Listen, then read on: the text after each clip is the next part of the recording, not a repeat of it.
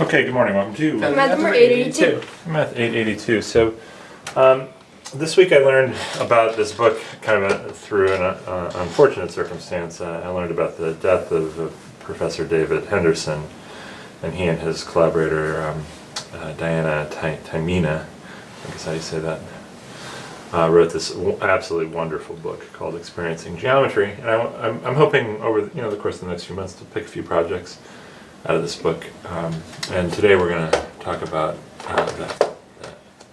Apollonius's problem. Have you heard of Apollonius before? No. Have you? Nope. No? Okay. Well, so this is kind of later in the book, 200 pages in, but we're just going to do a real straightforward example today. And we're going to talk about how if you pick 3 points at random in a plane, how would you figure out how to draw a circle that contained those 3 points? Well, on the boundary.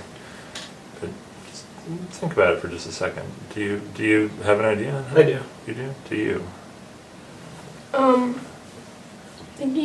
I think maybe a little, yeah.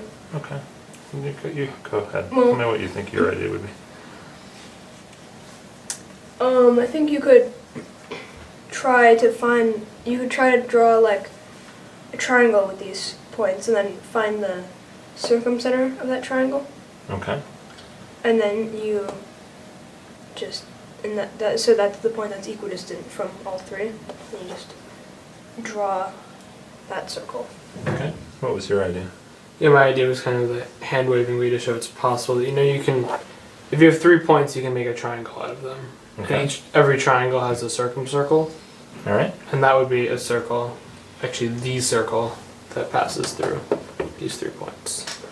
Okay. Great. How are we going to find that circumcenter? Do we need to construct it, or are we just gonna kind of? Well, right. I actually probably will have you construct it off camera, but I don't want to put a compass on our whiteboard.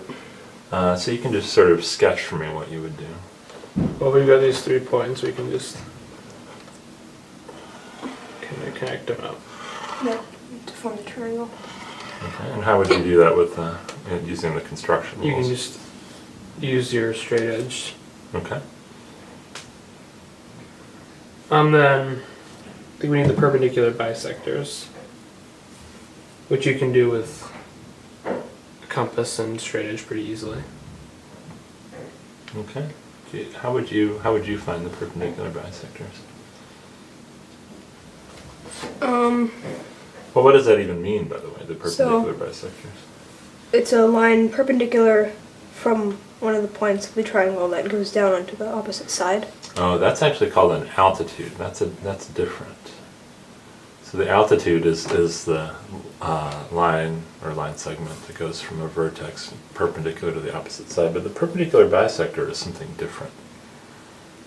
Oh, so I think it's a line that it's perpendicular from this side and splits this angle in half. That's actually called the angle bisector. So the angle bisector divides the angle in half. Perpendicular bisector, what does it do? So it's a line that's both perpendicular to a line and it bisects the line. Okay. So I can just draw it kind of quickly. It'd be kind of like this. Okay. So that's interesting. It takes a line segment, bisects it. So what does that mean? So it splits it into 2 equal parts. 2 equal parts, and then it goes away perpendicularly. So it doesn't necessarily have to be on the one of the points. That's right. So let's talk about this a little more in the next video.